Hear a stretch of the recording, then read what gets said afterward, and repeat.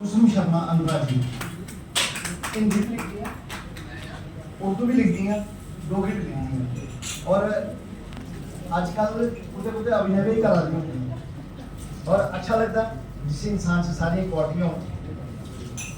Please आओ।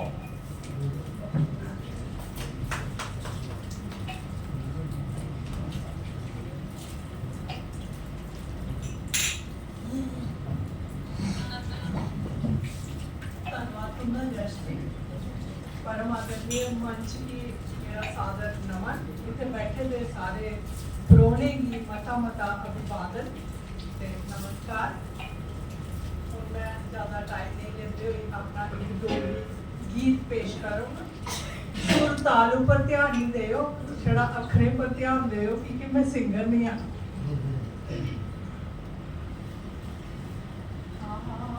वो हमला मेरे को दस तुकी के लोड़दा,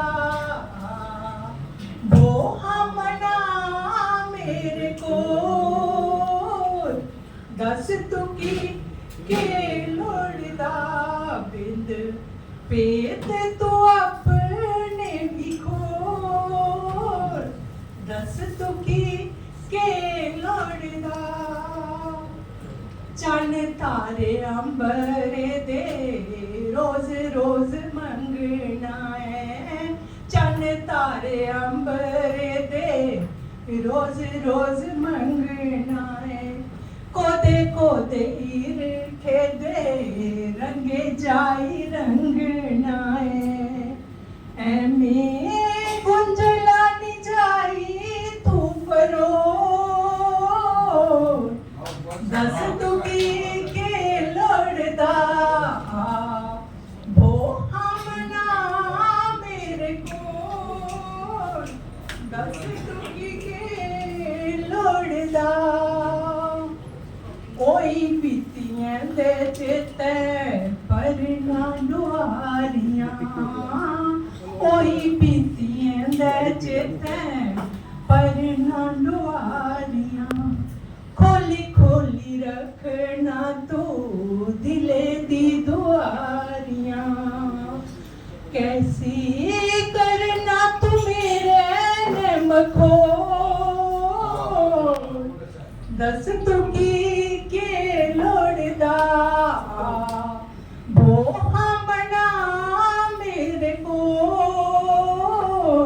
दस तुकी के लोड़दा, चंगे पल मानुएगी पागल बनाना है, चंगे पल मानुएगी पागल बनाना है, गल च रमा सहारी सारे ही सनाना है, नहीं ततियां तू बावा उन चो दस तुकी के लोड़दा, वो हमना मेरे को दस तुकी के लोड़दा, था फिरी फिरी कुसी जाई तुपना है, था फिरी जाई कुसी जाई तुपना है, जिंदगी हकीकतन नहीं कोई सुख ना है, जाई बुनाए तू सजना देखो दस तुकी के लोड़दा, वो हमना मेरे को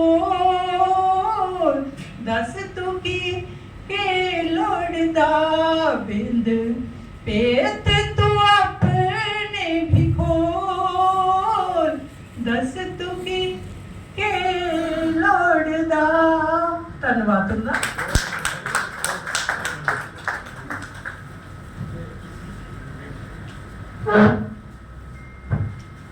सुभाष जी, बड़ा बड़ा शुक्रिया।